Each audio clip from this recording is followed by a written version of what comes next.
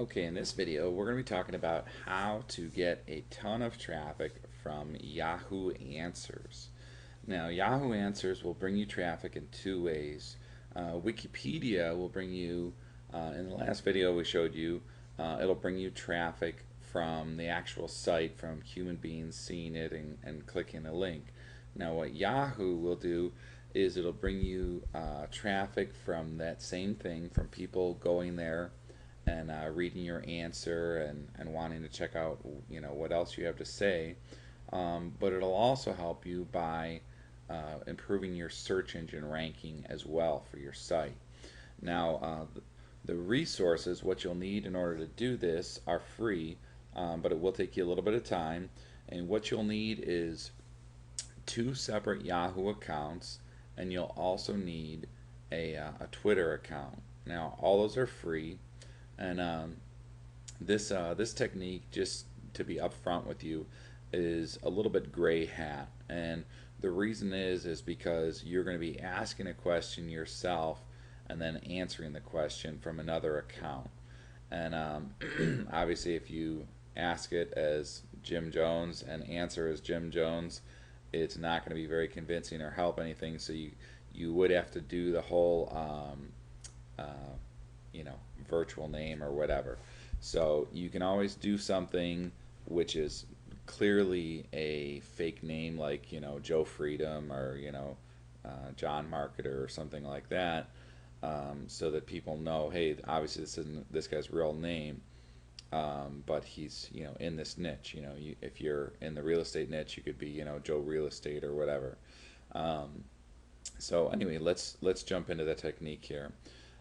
First thing you would do is you would go to Yahoo Answers, and if you don't already have a Yahoo account, uh, you can set that up for free.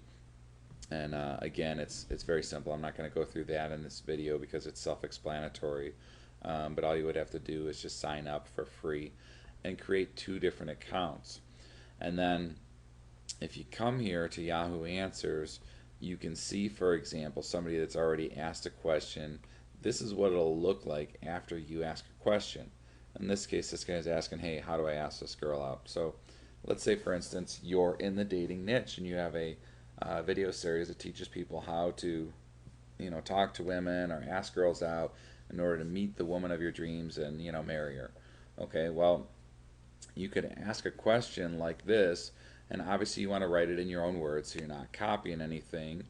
And then what you would do is you would log out and log back in as your other person. In this case, it might be the dating guy or whatever, and you would answer this question.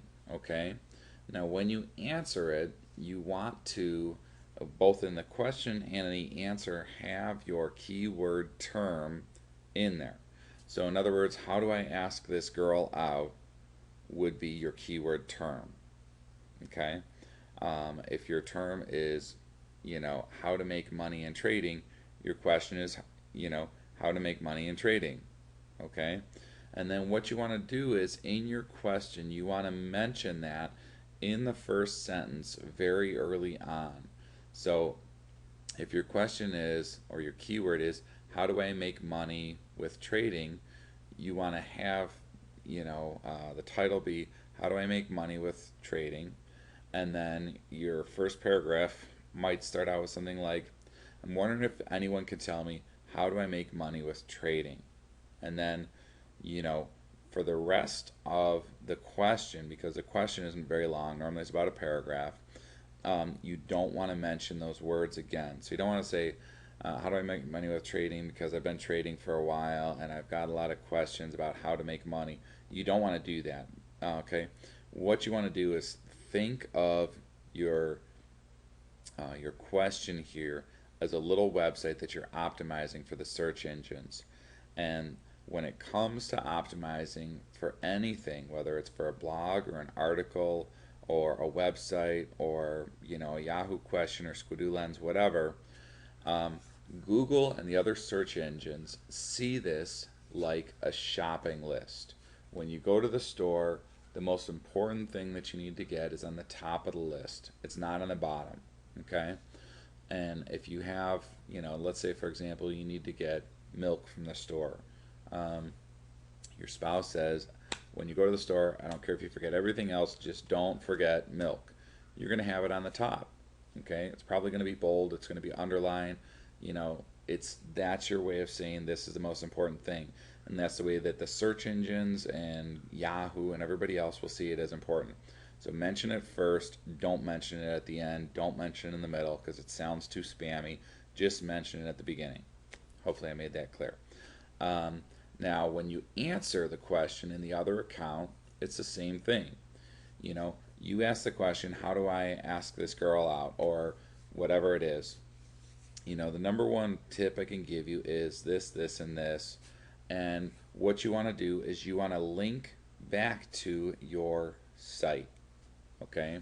Specifically, a page that talks about whatever it is you're doing here. It could be an article, it could be a blog post, and again, you want to make sure that you have, excuse me, a either an a squeeze page that you're sending them to, or a an opt-in box that's very blatant on the top right, because from studying where the most important place is that people look, it's the top right.